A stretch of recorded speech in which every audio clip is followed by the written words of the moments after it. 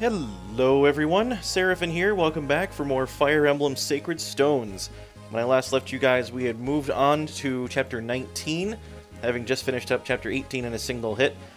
Single hit, of course, I mean a single episode. So now we're moving on to Chapter 19, which is Last Hope. And we are finally entering into the territory of the Theocracy of Rausten, the one place we have not yet visited on this world. I guess technically you guys didn't see Grado either, but, I mean, Ephraim went there. If we wended through Ephraim's route, we would have gotten to see Grado instead of Carsino and all that fun stuff. So, of course, this is where La Rochelle is from. She's the princess. Her uncle is the Pontifex, Mansell. He seems like a pretty decent dude.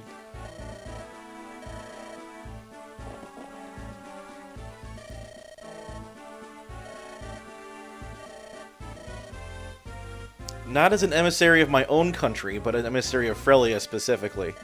Never mind the fact that we have both of the royal siblings of Frelia here with us. Why not have them make introductions? I don't know, but anyway. And of course we get the montage here. Not even really montage, just the cutaway. That was everything. All told in a very quick instant there. So Darkling Woods appears to be where all these fell creatures are coming from. And he says, we will need the Stone of Rausten if we have any hope of victory, because all the other ones have been smashed.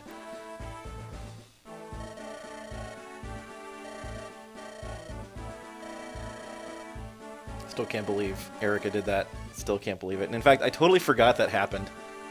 Until recently. Like, when I'm like, oh yeah, doesn't something horrible? Yep, that's exactly what happened. Alright. So La Rochelle is being a little bit paranoid.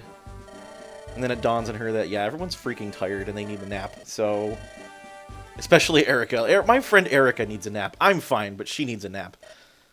Actually, Erica does look like she needs a nap. That's how I look most days in the morning. Getting up for work. Just, nope, I need to go back to bed. Now she's throwing herself a pity party. La Rochelle being uncharacteristically blunt. This is actually where you get to see the real side of her, pretty much. Like, La Rochelle's a very complex character, more than what she appears to be on the surface. Which is funny, because you would think that they would delve more into this side of her character in, like, her support conversations. It's actually the opposite. Her support conversations are especially weird. Hers and Ephraim's, I think, are actually my favorite. Hers and Joshua's are also quite good. What would Leon want you to do? Probably destroy everything evil? I don't know. It's kind of what we've been doing this whole time. Yes, I am down with that. Let's go eat some food. Food and a nap, my two favorite pastimes.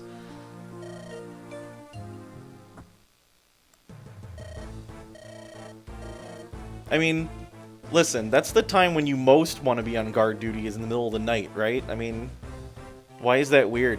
Yeah, he's a diligent soldier. He's doing his job.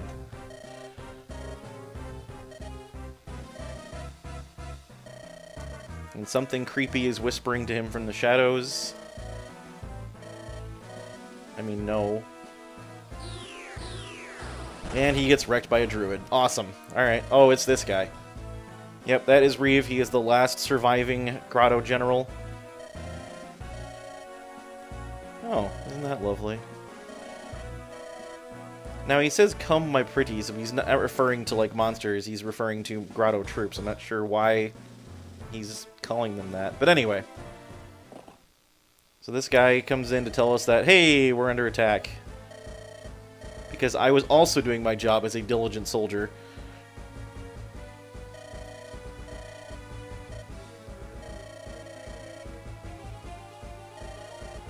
The Imperial Guard, like, is just terrible. Like, you guys need to work on training your military a little bit better. Especially because you're dealing with, like, some leftover troops from Grado here. Like, come on. This is just an example of how bad green units are. Like, the neutral units, like, they're just terrible. In fact, you're about to see that firsthand in just a moment here. La Rochelle's like, let's all get together and go smite them some more, because they clearly haven't gotten enough of it yet. Erica's like, don't baby her. She can handle herself. She, much like Lynn before her, is a strong, independent woman. At any rate, moving on. I've already got my team pre-selected. You'll see I have the option to bring 17 units, but I'm only bringing 16 simply because anybody beyond what I've already picked is just not really going to be useful. An argument can be made that Seth would be nice to have, but honestly, the amount of enemies that are going to be in this map and all the bottlenecks, we really might even have already too many. So, at any rate, we're bringing the whole gamut here. We're bringing back the likes of Ross, because we haven't seen him in a while. And we've also added Myrrh to the party, just because I want to show her off to you guys.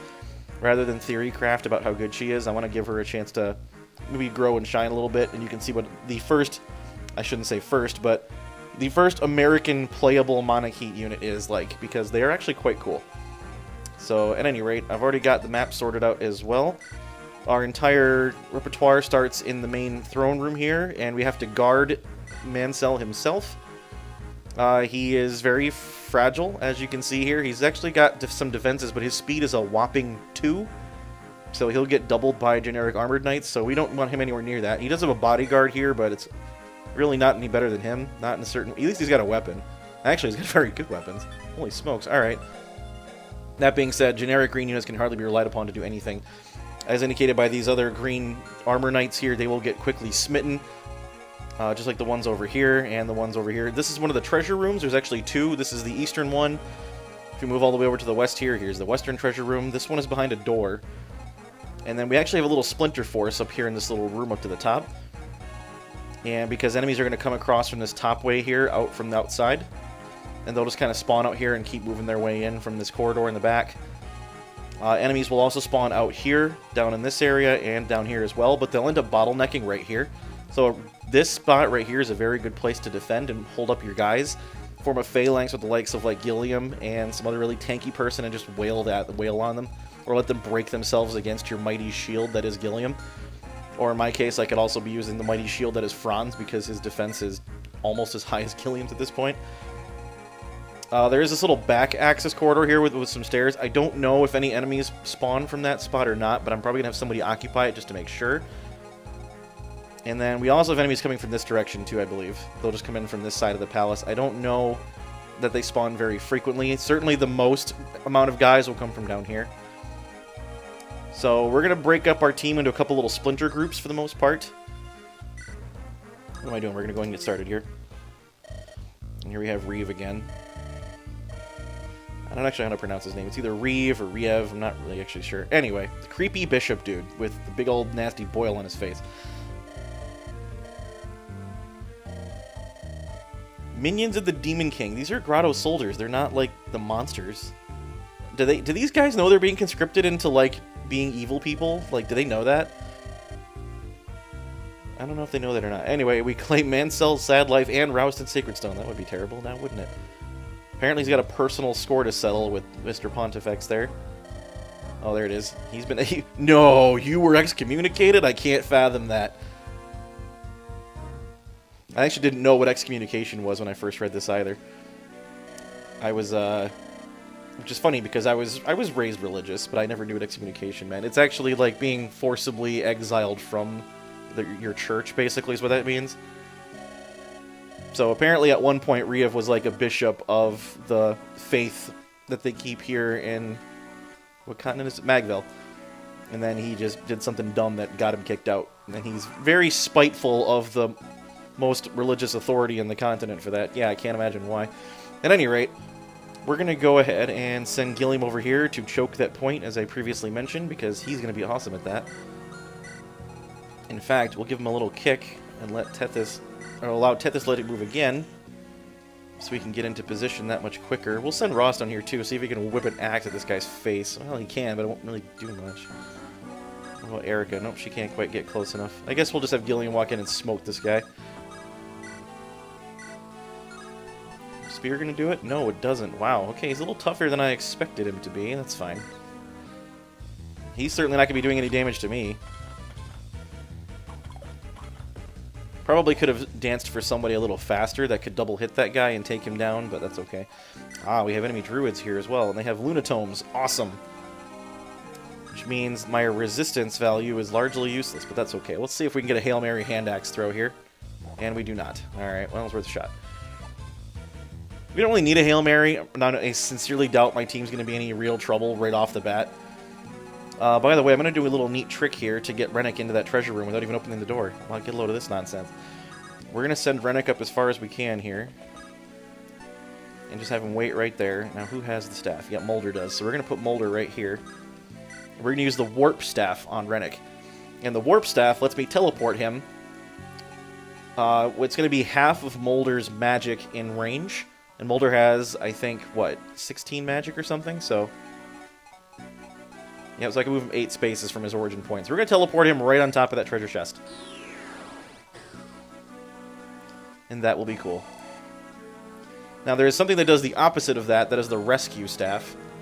That I don't have at the moment, but I could easily acquire if necessary.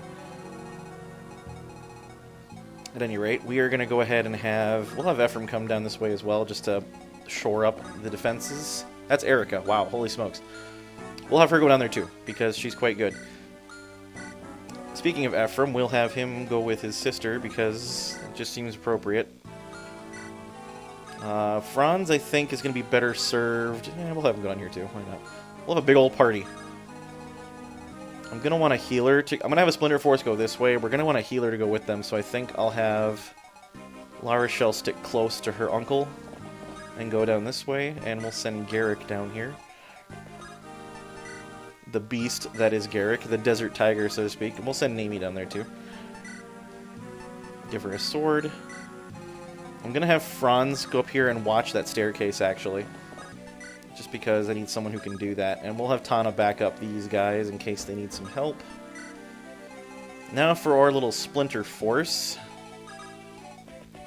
There's plenty of guys already in this hallway. We just can't see them yet. And of course I didn't bring like a torch staff or anything with me because I am silly and didn't think of that ahead of time.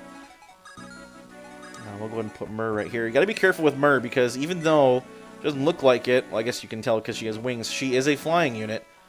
Even though it does not explicitly say here on like the little symbol like for her aid where the little Pegasus statue would be, she is considered a winged unit, so bows do triple damage to her. And I know she's got a fart load of defense. Unfortunately, if it's anything like a steel bow or higher, that'll still put a nice big dent in her, if not kill her outright. So we got to be careful with her still at such a low level. Once she gets higher up, she has like 150% defense growth, so she'll generally get, she's guaranteed to get at least 1 point, if not 2. On every level up, so she'll be fine after a few levels, but when she's only got 15 hit points. Cormac getting some good stuff there. Still hasn't gotten any defense, and I'm starting to get a little salty about my Wyvern Lord not being very tanky. And of course, the soldiers are going to go for the pathetically weak green armor knight guys, because they're, as aforementioned, pathetically weak. Ah, here we go. Someone for Gilliam to go. Oh, a brave lance, you say? Gilliam would love to have that. In fact, why don't we just take this dude down and so I can have it? Of course, Gilliam's not going to be able to finish this guy off right away, but we'll change that. That's what I get for using an iron sword. Of course, he can't use anything else. Strength and defense, that's all you need. More armor knights, or generals even. Get at me, fellas. Man, they can't even hit him. I was worried about Gilliam getting hit, but not only will they not do any damage to him, but he's just not getting hit. That's when you know you're broken, is when you're dodging hits and you won't get hurt by them anyway. Ah, here we are. Some fighters coming after Garrick here that he laughs at and throws hand axes at melee range for some reason.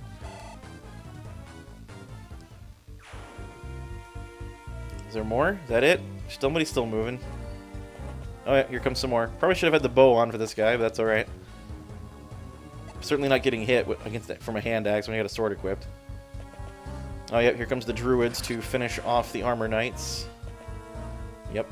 So they don't even care about attacking me. They care more about eliminating the pathetic weakling green guys, which is somewhat funny. Wow. Yeah, see, this is why you don't leave your castle defense to a bunch of schmucks. Can't even hurt the enemy armor knights. Yeah, you know you're in trouble when you're getting hit by a Myrmidon for damage as an armor knight. So anyway, let's give them something less to worry about by kicking the crap out of these poor guys. We're going to send in Myrrh just so you guys can see what she's like. She's going to utterly decimate this guy in a single hit, but I guess not. She's not quite that strong yet.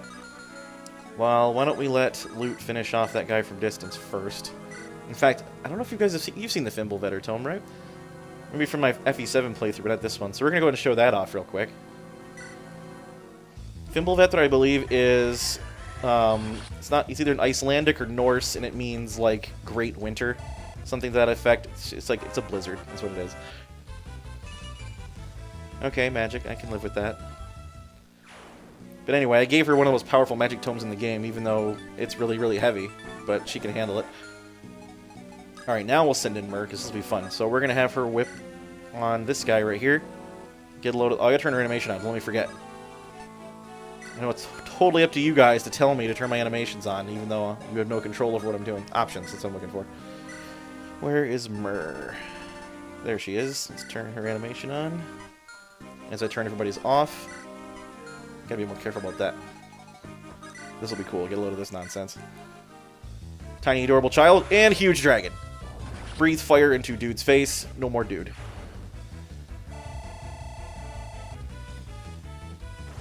And she gets almost an entire level up out of killing a generic enemy because she's only level 1 technically, which is hysterical.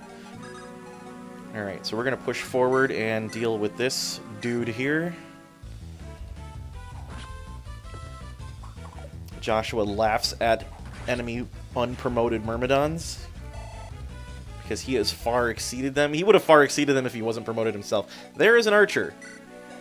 We're going to have to be careful about that. Now, here's the thing with Cormag. He has the Philly shield that we acquired from Valter, so he is fine against arrows. But we're going to go ahead and make a little phalanx formation here so Mer doesn't get hit by those bows. And we'll just drive a sword in this dude's face because that's what we do. I want to see if I can get Cormag to be able to use, like, silver swords, because that'd be wicked awesome. Not that he needs to, it'd just be cool. I like to train up my units' slightly lower level weapon skills, just because it gives them more options later on.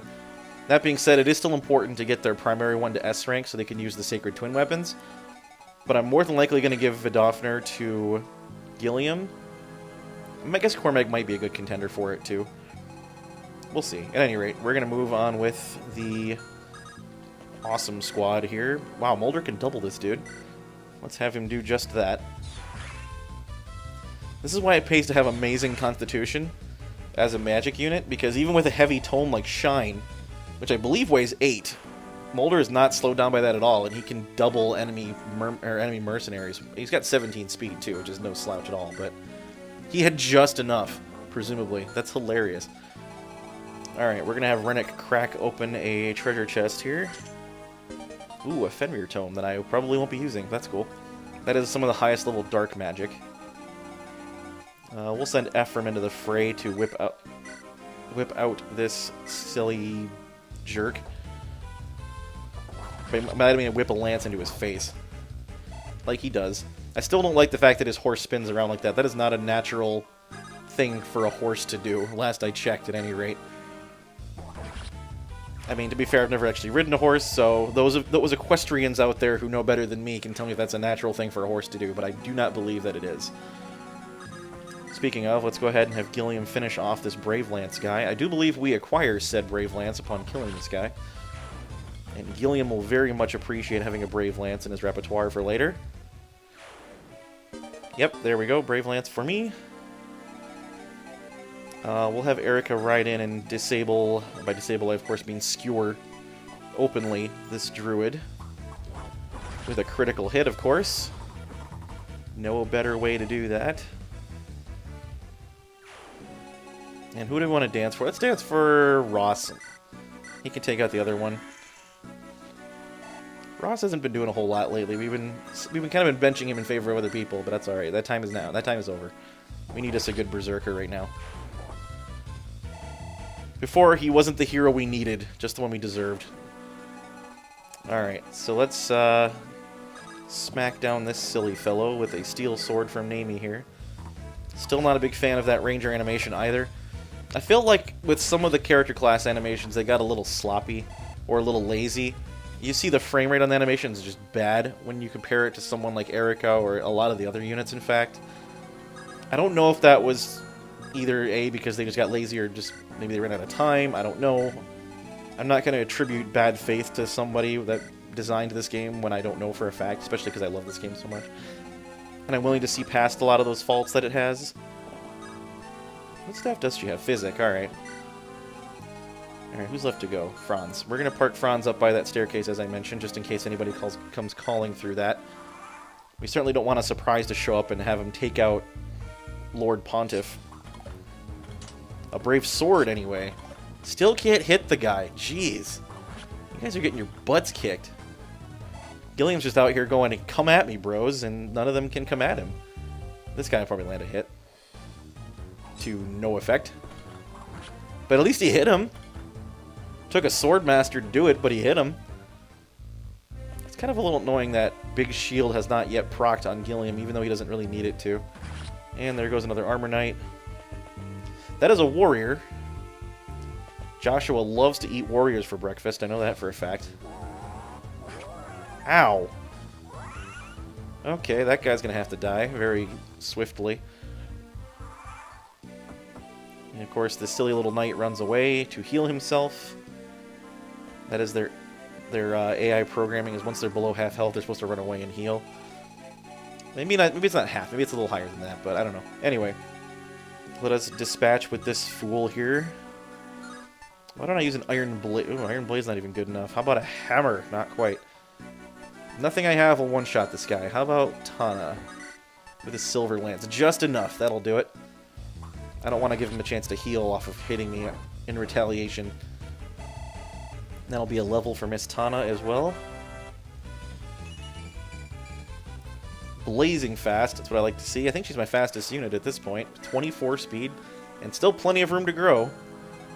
Let's go ahead and heal up Garrick real quick. He took a bit of a whack on the chin there. Larshell's a very satisfying color palette. Like that, just that pale lavender color with her green hair. Looks very cool. We'll go ahead and park Garrick right here so we can see whoever comes through that door, if anybody. And we'll have Naomi on guard as well. Why don't I send Naomi back up here, actually, just in case anybody decides to show up in this direction somehow. We'll have Rennick pick another lock real quick. A rune sword, you say? That is a fun little toy. This actually has the effect of that Nosferatu tome, but in a sword. So it does magic damage, and sword wielders can use the thing and heal off of it, which is fantastic. And it has range. It's only got 15 uses, however, so don't be relying on that too much. Now, this archer right here has a goddess icon. I don't want to kill him just yet. So what I'm going to do is actually corner him, so he can't be any threat to anybody. And I'm going to have to wait until I get a chance to get Rennick up here. So we're going to go ahead and sick Joshua on this silly dude. Let's go Shamshir. That's got to be a fun little way to go. Joshua the crit machine. He's like Rutger and Guy before him, just the master of the critical hit.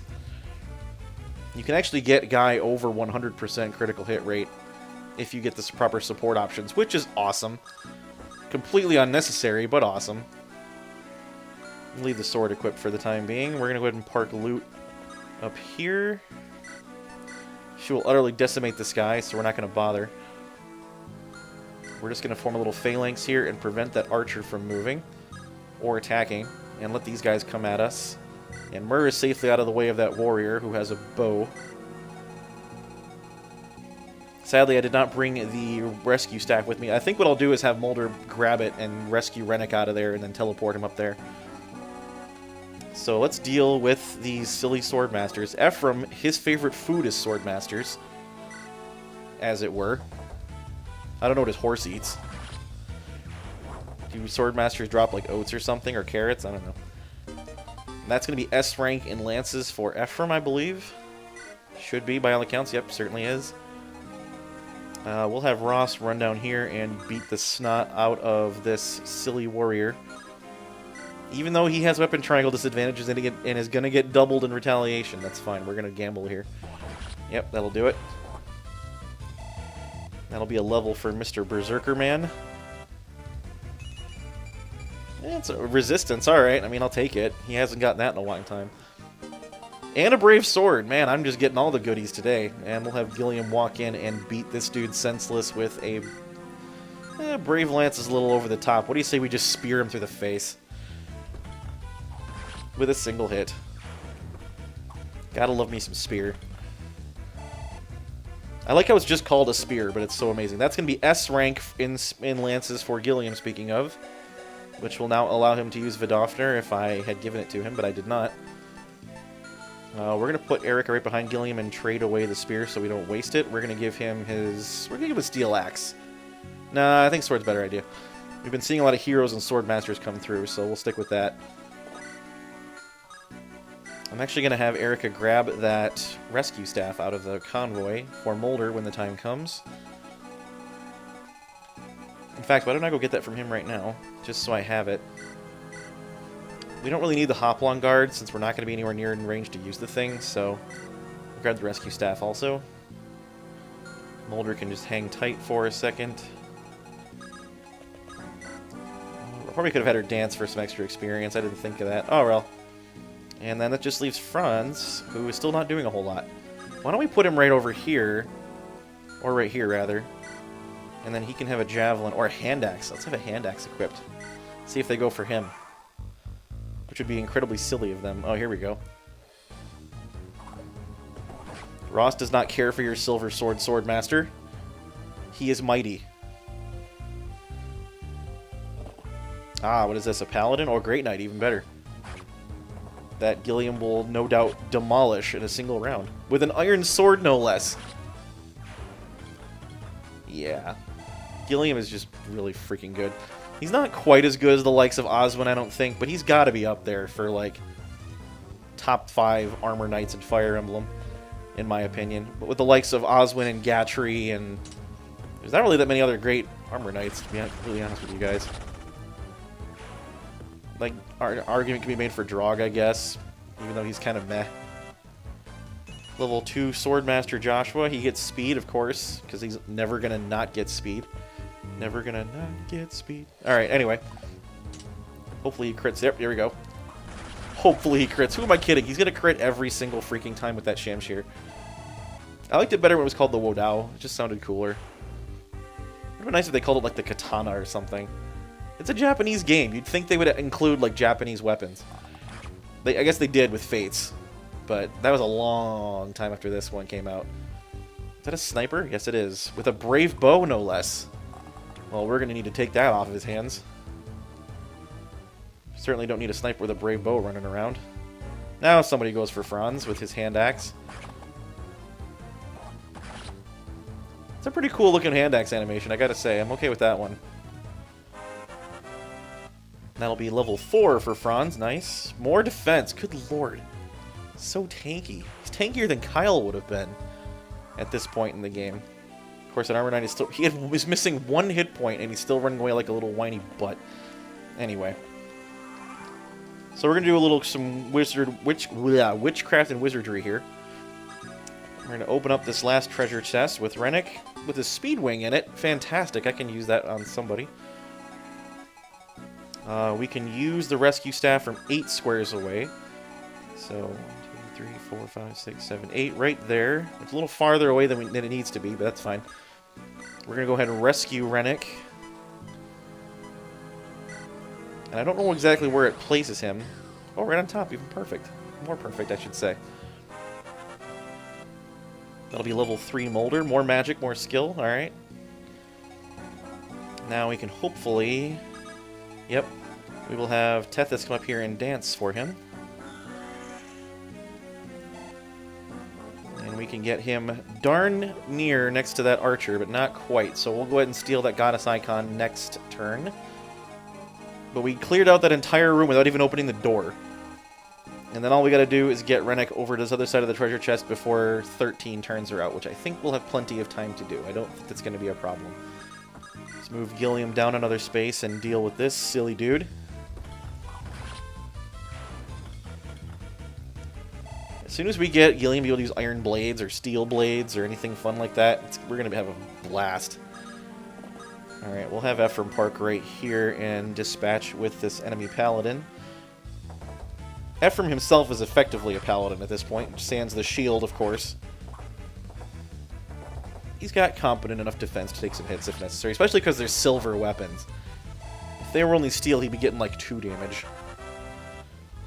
Level 5 for Ephraim. More defense, good, and more speed. In fact, he's very nearly capped speed. His cap, sadly, is quite low. It's only 23 or 24. I don't know why that is. But I digress. We'll have Erica rush out and take care of this Swordmaster, just because I'm sick of looking at him. Even though I just found him. And Erica, thankfully, is very dodgy and is not going to get hit very much. The horse, apparently, is also very dodgy. That's okay, too. Oh, we got some more silly dudes to deal with out here. We'll just have Ross pop out and beat this guy up with a battle axe to the face. Single hit. That's what I like to see. That battle axe, by the way, is really fun to use. It's really heavy, but it's quite strong, and it's got a little extra bit of crit built into it, just for some extra effect. He's actually slowed down by 2 with this thing, but that's okay. 13 might. That's pretty awesome. I don't even think a silver axe is that strong. All right, we will have. Well, I don't want to move this little group of dudes just yet, so we'll have Franz deal with the enemy warrior here. Just enough damage to do so. Now, sadly, I don't have a ranged weapon for Mr. Joshua, but what I can just do is send Cormag out here. We can just Silver Lance this dude in the face for once and get his Brave Bow off of him. That's 3 brave weapons in the same chapter. I wonder if that was on purpose. I don't actually remember that being the case. Did we have the Brave Axe already? Yeah, we got it last chapter. Or chapter 17, rather. We don't need that right this minute. We'll put Joshua back over here to maintain our little phalanx formation around that archer. And who's left? Oh, these guys over here, our little side team. You guys are all fine. You're good.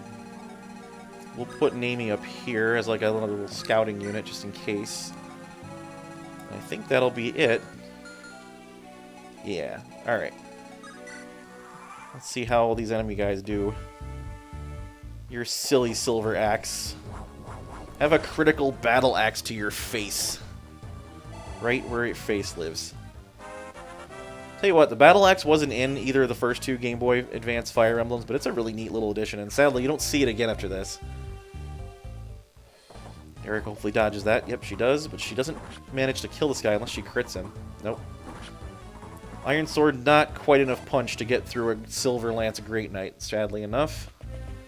More Sword Masters on the run here. Gotta love them Sword Masters. Erica thankfully dodging very adequately. She's not a bad unit. She just took a little time to get started, I guess.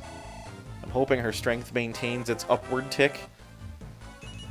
If she can make it into, like, 20s before we get to the final chapters, I'll be happy with it.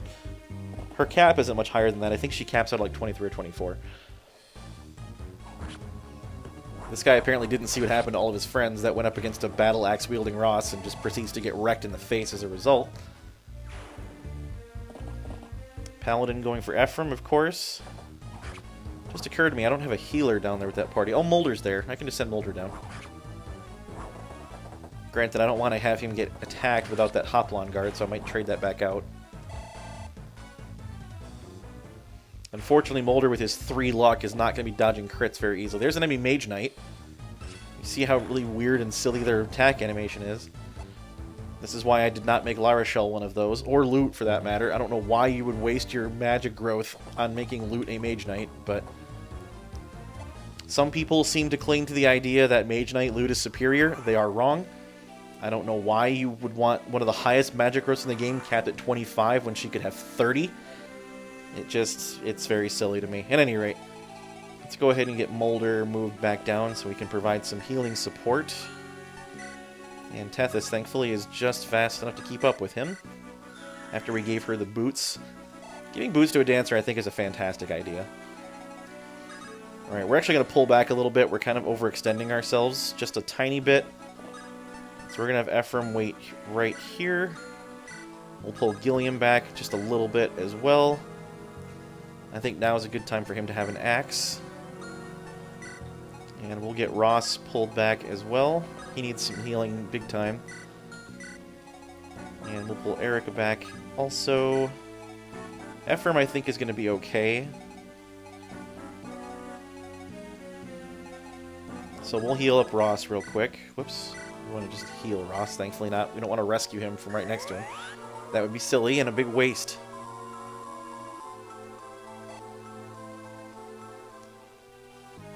Alright, so that's our little main force bottlenecked and taken care of. But that being said, we are going to resume the defense of Castle Rausten in the next episode. So until that time, thank you very much for watching. I really do appreciate it. I will finish this chapter next time. So until then, this has been Seraphin. Stay classy, internets.